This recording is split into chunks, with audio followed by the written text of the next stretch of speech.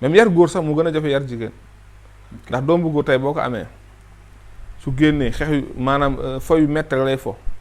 moo tax ñu ne bu ñu nekkee xale góor ñuy ëpp mais bu nee ba am yenn jigéen ñuy ëpp parce que lu waral loolu.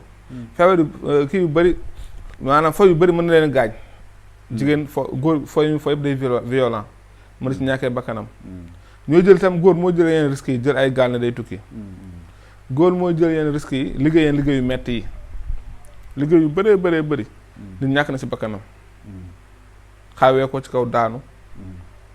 wala maanaam accident de travail. yi ngay dégg yëpp liggéeyu góor la.